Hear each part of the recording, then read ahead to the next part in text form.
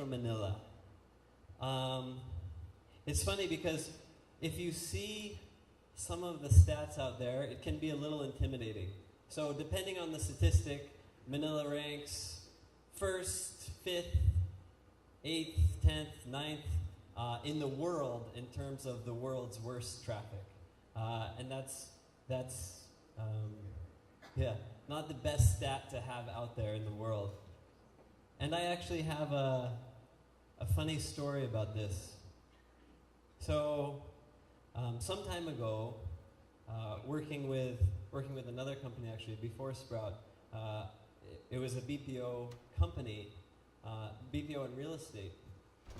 We had a very large multinational client who was looking at Manila, and we were going to facilitate the site operations for that business.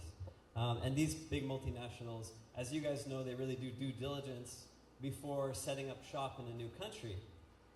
And they sent their team of experts here to analyze Manila, and it just so happened the only time they could book was what I term the perfect storm. And you guys may know, you guys that have operations in Manila, you may know the perfect storm in Manila, and that is Friday around 6 p.m. It was raining, and it was a payday. That is the perfect storm of traffic in Manila. Absolutely. So these guys, they landed, they were all ready to analyze how great this place was going to be for their operations. They got off the plane, and they spent 4 hours, not joking, 4 hours getting from the airport to Makati, which is like, 3 kilometers or so. And we lost that account. You know, that was a direct business impact because of something that was completely out of our control. So, you know, that was something that affected our business, and that really touches on a bigger point. And that traffic, that situation that we had, affects things like the ease of doing business. So, and these stats are out there in the world. So, the Philippines in 2016 ranked 99th in the world in terms of ease of doing business, and it's because of things like that. And that's why I'm here. That's why we're pushing Clark, because this can have a big impact on that. So, if this clicker will, okay. It begs the question: where are we going to go in 2017? And this is a question that's very near and dear to my heart. So, my business is involved in cloud software, HR and payroll software. And that's also another very big pain point, which I won't go into today. I'm sure a lot of you guys already know about that, the 32 different types of overtime in the country and things like that. So where will we go and how do we affect this?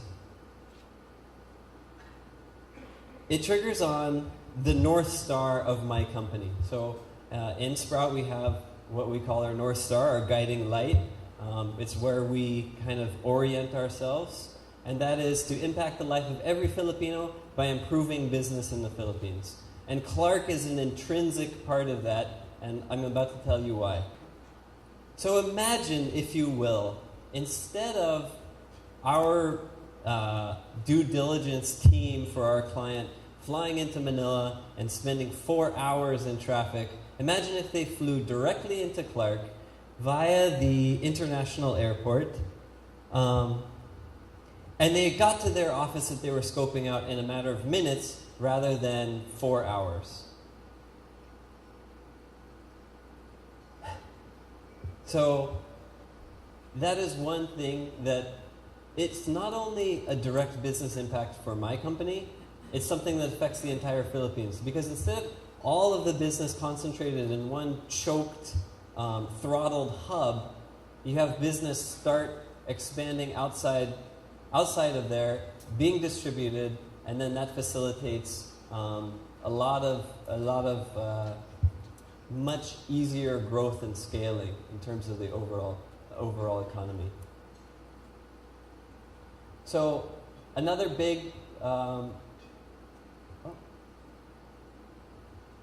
so between that, the Clark Freeport Zone, which is a tax incentive, and finally the ease of access via the SC-Tex, Clark becomes an extremely compelling hub from which to start business in the Philippines, especially when you compare it to some of the, as was just previously mentioned, some of the customer experiences that happen in Manila. So, as I mentioned, between these things, they really facilitate ease of access via the SC-Tex and the international airport, the business incentives via the tax breaks that you get here, and the overall traffic decongestion of the country. It's important not just for Clark, it's important for all of the Philippines. If we can move business outside those centers, we can start really affecting big stats, like ease of doing business.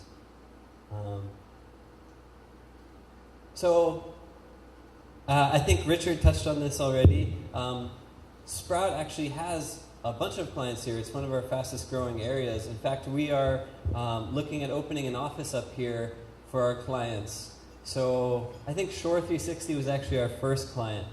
Lee Shaddock of that company will tell you everything you want to know about Clark. He's been here for a long, long time and has really rich experience here. So we've expanded from that and we're really pushing hard here. So I look forward to talking to you guys a lot more. So thank you very much.